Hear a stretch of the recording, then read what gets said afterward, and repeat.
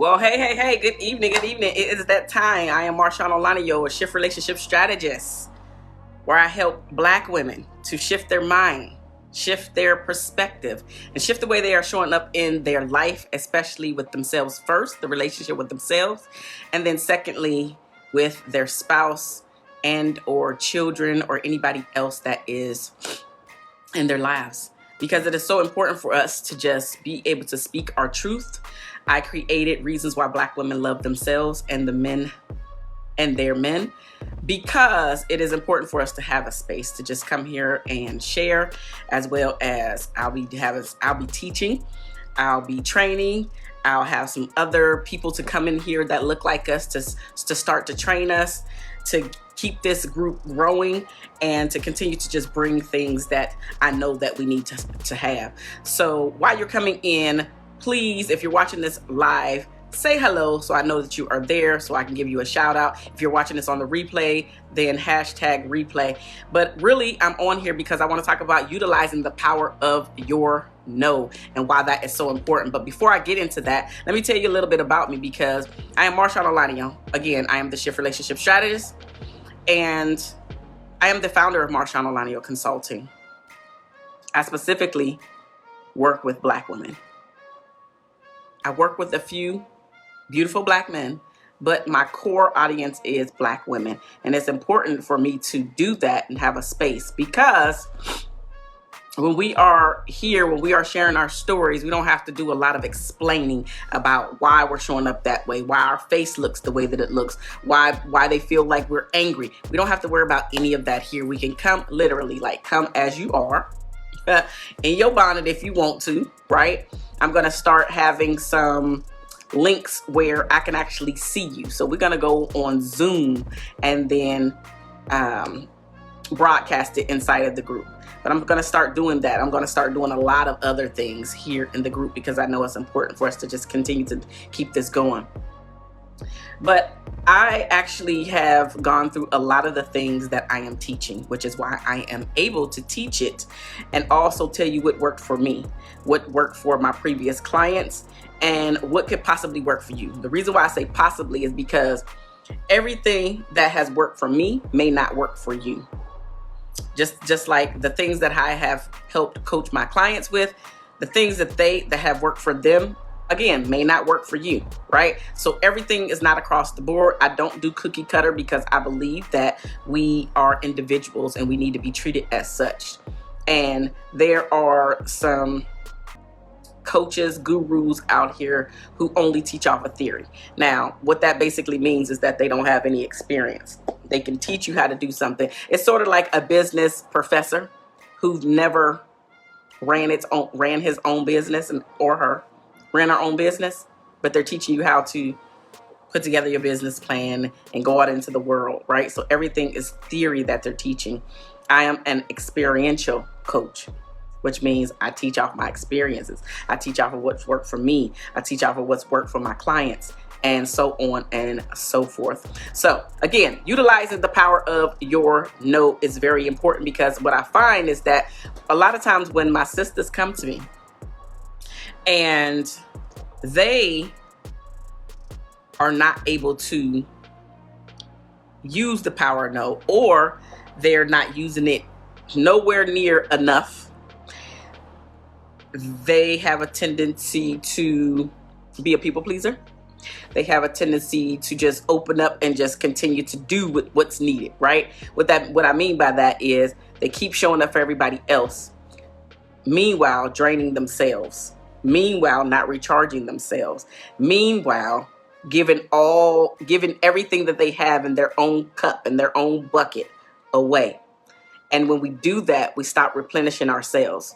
When we do that, we stop giving to ourselves. When we do that, we stop recharging, which is where the frustration comes from, which is where some of your anxiety may come from, which is where some of you snapping comes from, is because a lot of times we have a tendency to not even have ourselves on our own list. And so what I teach my clients to do is make themselves a priority. Even in the beginning, if you are at the very bottom of your list, you have to be on your list. Because so many people that I work with come come to me and they're not even on their list. So you got to make yourself a priority. You have to put yourself on your list. And as we work together, as you're learning more and more, as you're implementing more and more, now you can get higher and higher on your list until you do become the main priority. So now let's jump into saying no and utilizing the power of your no and why that is so important. And it is really important because utilizing the power of your no helps in a variety of ways.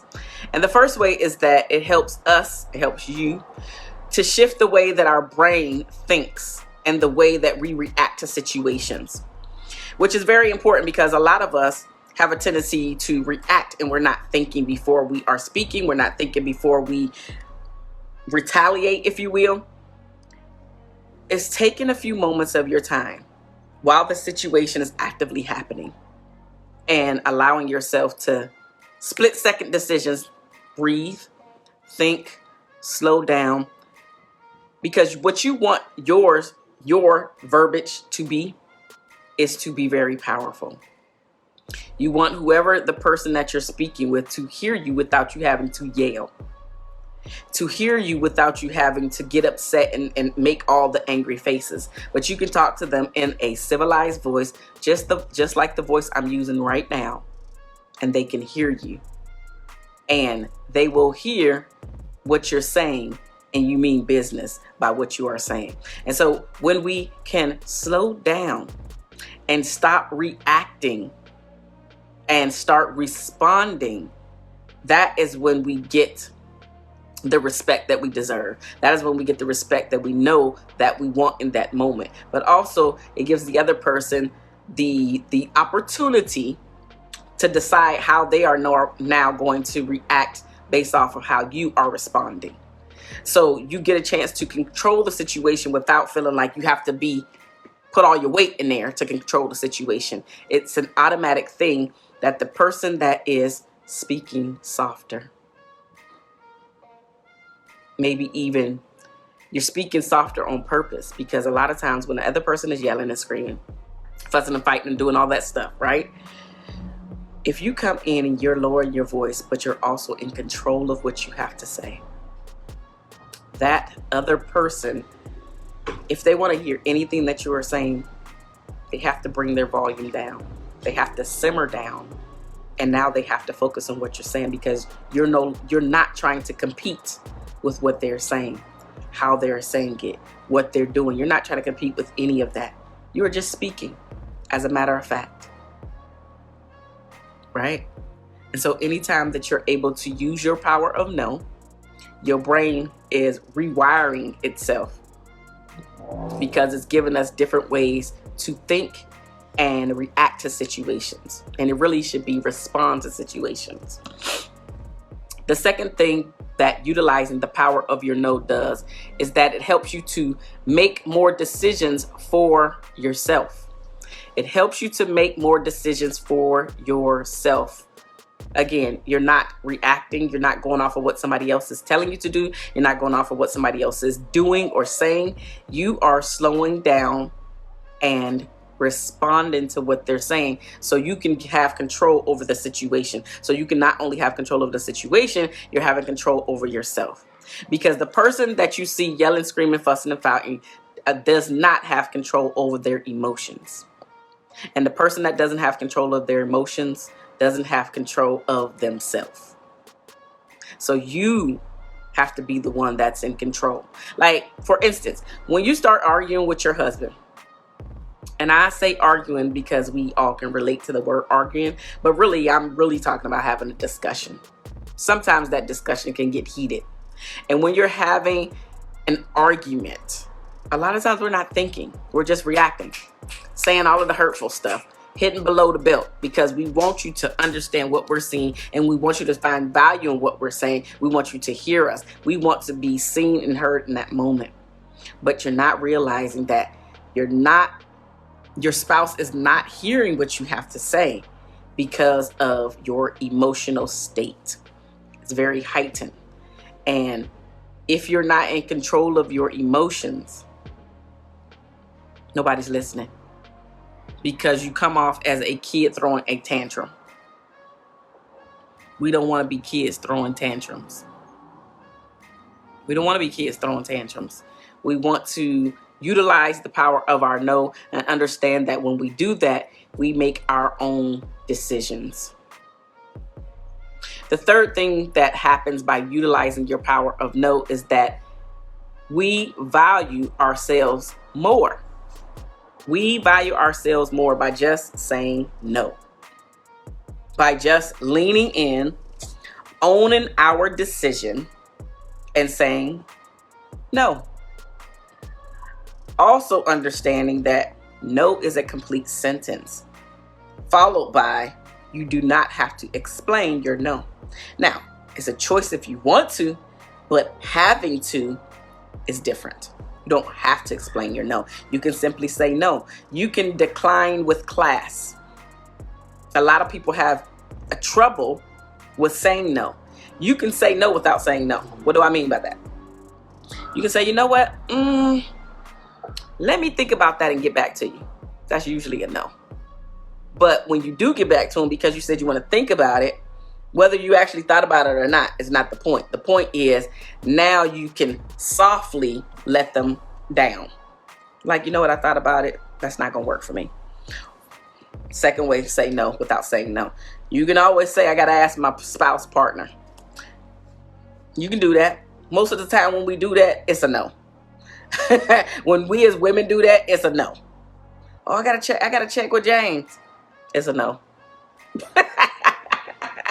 Right? Another way, the third way to say no without saying no is, let me check my schedule. I don't really know. Let me check my schedule. Now, sometimes you might really have to check your schedule. But other times, you know good and doggone well you don't have anything on your schedule. And that is a soft way to say no without, no, I don't want to go, or that's stupid, or whatever the thing is. It's just still being able to utilize the power of your no. You have to be able to say no. You have to be able to say no in a complete sentence. And then don't feel guilty about saying no. It's that guilt. It's that pressure that we put on ourselves that we think that we always have to say no. That we always have to say yes. We feel like we always have to say yes. And that's just not the case. If you're saying yes to everything, somebody else is running your life. If you're saying yes to everything, somebody else is running your life. The fourth thing and that utilizing the power of your no does is that it helps you to prioritize yourself. It helps you to put yourself on your own list. It helps you to say, you know what, this is important to me. I'm going to do this. When the friend comes who's been asking you to go out clubbing or just to hang out, and it's something about that friend that you don't want to hang out for whatever reason. Maybe they're the complaining friend. Maybe they're the friend that gets sloppy drunk. Maybe they're the friend that always is complaining about something, and not limited to the spouse. You just drain from that particular friend. It's time for you to start saying no. I remember I had a girlfriend like this, and it wasn't easy to do because she was somebody that I hung out with a lot. I ain't gonna say all the time, but definitely a lot. A lot. We had moved to California. Neither one of us knew many people here. We actually met when we were getting our master's degree, and we had a lot in common. A lot in common. Other things that we didn't have in common, but a lot in common. But what I noticed is that over a period of time, it didn't happen like right away. I didn't notice it right away. But over a period of time when she started dating different men, I noticed she would always complain. And of course it was when things weren't going well. And it was just complaint after complaint after complaint after complaint, where I finally start paying attention, and I just noticed, like, you know what? You draining me. You're draining me. And I noticed when I was out of her company, I would be able to feel free and breathe deeply. But when she was in my company, I was like, oh my God, I'm ready to leave her. Again, it didn't happen right away. It was over a period of time. And so what I found myself doing, Because she was a complainer, what I found myself doing is whenever I would see the phone ring over a period of time again, I would just look at it like, I let it go to voicemail. Because I had to protect my energy. I had to keep myself recharged. And I'm not a person that takes on anybody else's stuff and feel like, I'm not an empath. I'm not taking on your stuff as if it's my own. That's not me. However, I just didn't want to hear it anymore. I'm like, you got to do something about it. If you're sick and tired of being sick and tired, then you have to do something about you being sick and tired. You have to do something about it. There's nothing I can do about you with the guy. We talk about it. I may give you some pointers or advice. You don't do it for whatever reason. I'm tired. So sis, you got to figure that stuff out by yourself. You have to figure out why you were not valuing yourself. And she actually was not valuing herself. And that was one of the issues. It would drive me nuts. It would drive me bananas. It would. And to be quite frank, one of the reasons it would drive me crazy because I had clients that were paying me for this information that was using it. And when you're friends to somebody that's a coach, specifically a relationship coach, because they have access to you in a way that strangers don't, they don't take your advice as serious. So if they're not paying me, I actually don't give advice like that anymore. Because I know when people pay, they pay attention, including your friends. So we have to realize our worth. And by saying no, you are realizing your worth. You're understanding that, I got a choice here. I have a choice. I'm either going to say yes, because when you're saying yes to something, you're saying no to something else. But the flip side is true too, which is when you're saying no to something, you're saying yes to something else. And so if I'm saying no to you, I'm saying yes to me. If I'm saying no to you about something that you want me to do, I'm saying yes to me about something that I really want to do. And maybe that something is nothing. Maybe that something is binge watching a show. Maybe that something is taking a long bath. Maybe that something is just being quiet and sitting in silence. But we have to realize our worth and the value that we are bringing to the table. We have to. Hey, Will, I see you. Thanks for stopping by this evening. You know what? I'm talking about utilizing the power of no because it's so important. And I find that many of us are not utilizing our power of no, or we feel like we have to explain our power of no, and we don't. No is no. And what I was saying is, when I'm saying no to you as the person that's asking me to do something, I'm saying yes to me. So if you're asking me to go out to the club and I'm really not into clubs, I'm saying yes to me to just sit around and do nothing or binge watch TV or do whatever I want to do. But I'm doing what I want to do, not what you want me to do, because you have a plan for me. I want to have plans for me. This is how we prioritize ourselves. This is how we keep ourselves on our own priority list and not allowing others to run our life. This is how we create the lives that we want to be a part of. This is how we even create the relationships that we want to be a part of. Because it is very important. Saying no is a part of how you create the life that you want to create and live. By saying no. This might be the season that you have to say no to everybody. And your season is the length of season time is going to be different for each person. Maybe your length, your season of saying no is only 3 months. Maybe somebody else's season of saying no is 3 years. But that's how we take back control of our life. That's how we take back control of all of the things that we want to create in our life, by utilizing the power of our no, by understanding the value that we bring to the table, by making more decisions for ourselves versus making the decision and then we're doing it for somebody else. So we have to continue to use the power of no. The fifth thing that utilizing the power of no does is that it leads us to new opportunities that would not have happened if we kept saying yes. I was listening to Alex Hormozi, and maybe none of you know who that is. It doesn't matter. The point is, I was listening to him, and he was saying how he was trying to build his business owner, right? So he was trying to build his business, and he was starting to get some success.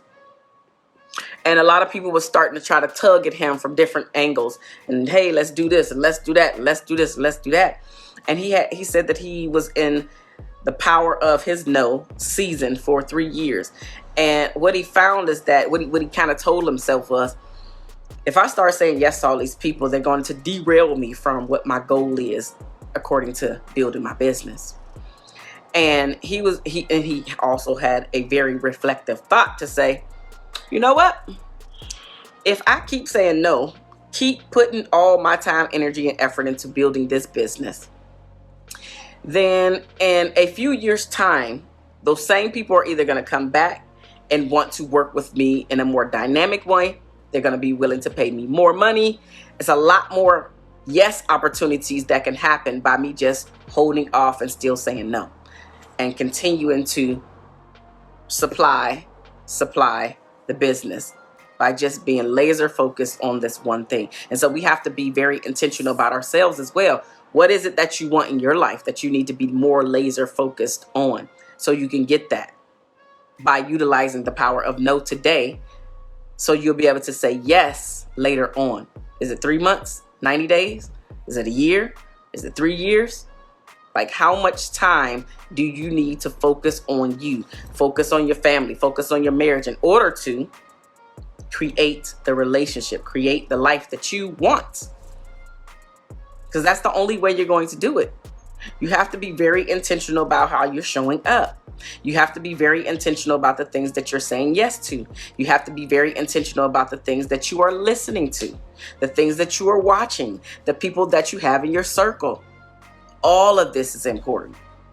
All of it is important, because if you are the smartest person in your circle, and I'm sure you've heard this cliche statement before, but it's very true. If you're the smartest person in your circle, then you need to find a new circle, or at least introduce yourself to more circles. It's a must. It's a must, because that's the only way you're going to continue to grow.